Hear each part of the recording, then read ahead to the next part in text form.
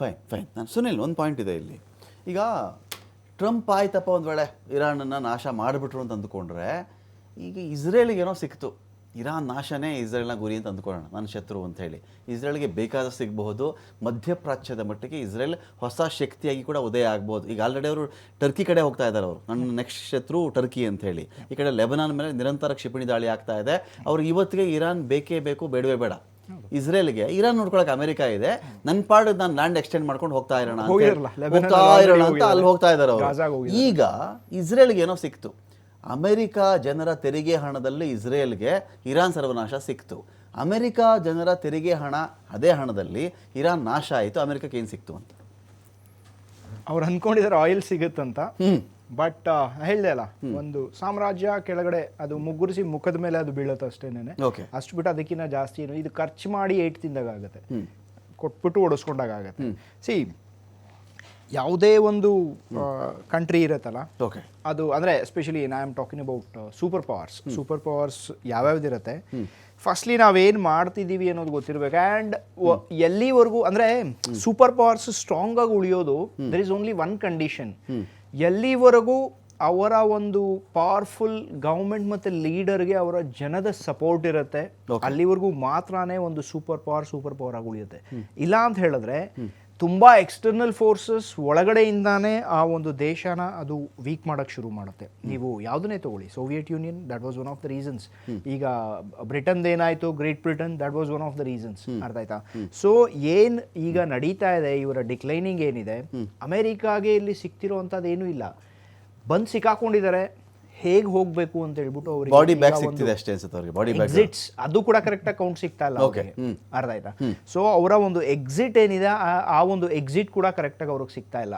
ಈಗ everything, C, Trump statement ಏನಿದೆಯಲ್ಲ, ಅದನ್ನ ಎಸ್ ಒಂದು ಮಿಲಿಟರಿ ಅಟ್ಯಾಕ್ ನಡೀಬೋದು ರಮಾಕಾಂತ್ ಅವರೇ, ಇಲ್ಲ ಅಂತಲ್ಲ, ಬಟ್ ಅದನ್ನ ಲಿಟ್ರಲ್ ಸೆನ್ಸಲ್ಲಿ ಇವತ್ತಿಗೆ ನಾನು ಒಂದು ಪೂರ್ತಿ ನಾಗರಿಕತೆನ ಅಳಿಸ್ಬಿಡ್ತೀನಿ, ನಾನು ಸರ್ವನಾಶ ಮಾಡಿಬಿಡ್ತೀನಿ, ಆ ರೀತಿ ಅದು ಆಗೋದು ಸಾಧ್ಯ ಇಲ್ಲ. ಯಾಕಂತ ಹೇಳಿದ್ರೆ, ನೀವು ಈಗ ಲೆಟಸ್ಸೇ ಆ ರೀತಿ ಸರ್ವನಾಶಕ್ಕೆ ಅವ್ರ ಮುಂದೆ ಹೋದ್ರು ಅಂತ ಹೇಳಿದ್ರೆ, there are other powers in the world. Of course ಇವತ್ತಿಗೆ ಅಮೆರಿಕದಷ್ಟು ಸ್ಟ್ರಾಂಗ್ ಇರಬಹುದು ಅಂತಿಲ್ಲ, but combined they are more powerful than United States of America. ಅದು ಅಮೆರಿಕಾಗೆ ಗೊತ್ತಿರಬೇಕದು.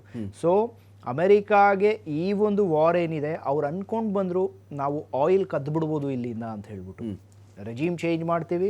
ಸಿ, ಬೇಸಿಕ್ ಐಡಿಯಾ ಇದ್ದಿದ್ದು ಅದೇ, ಇವ್ರ ಮೇಲೆ ಅಟ್ಯಾಕ್ ಮಾಡೋಣ, ರೆಜೀಮ್ ಚೇಂಜ್ ಮಾಡಿ ಆಯಿಲ್ ಸೆಕ್ಟರ್ನ ಪ್ರೈವೇಟೈಸ್ ಮಾಡ್ಬಿಡೋಣ. ಅಮೆರಿಕನ್ ಕಂಪನೀಸ್ ಹೇಗೆ ಇವತ್ತು ವೆನಿಜುವೆಲಾಲ್ ಎಕ್ಸ್ಟ್ರಾಕ್ಟ್ ಮಾಡ್ತಿದೆ ಆಯಿಲ್ನ, ಅದೇ ರೀತಿ ಎಕ್ಸ್ಟ್ರಾಕ್ಷನ್ ಶುರು ಮಾಡೋಣ. ಅಲ್ಲಿಗೆ ಒಂದು ಮಿಡ್ಲ್ ಈಸ್ಟರ್ನ್ ಸ್ಟ್ರಾಂಗ್ ಒಂದು ಇದೇನಿದೆ, ಆಯಿಲ್ ಪ್ರೊಡ್ಯೂಸಿಂಗ್ ಕಂಟ್ರಿ ಏನಿದೆ, ಆ ಕಂಟ್ರಿನೂ ನನ್ನ ಹತ್ರ ಇದೆ, ವೆನೆಜುವೆಲಾಲು ನಾನು ಪ್ರೊಡ್ಯೂಸ್ ಮಾಡ್ತೀನಿ ಆಯಿಲ್ನ, US ಅಲ್ಲಿ ಆಲ್ರೆಡಿ ಅದು ನಡೀತಾನೆ ಇದೆ. ಸೊ ಇಷ್ಟಿದೆ ಅಂತ ಹೇಳಿದ್ರೆ, you are going to be controlling the global economy. ಯಾಕಂತ ಹೇಳಿದ್ರೆ, ನಮ್ಮ ಇಲ್ಲಿ ಫೈನಾನ್ಷಿಯಲ್ ಎಕ್ಸ್ಪರ್ಟ್ಸ್ ಇದ್ದಾರೆ, ಅವರು ಅದನ್ನ ದೇ ಕ್ಯಾನ್ ಸೆಕೆಂಡ್ ಮೀ.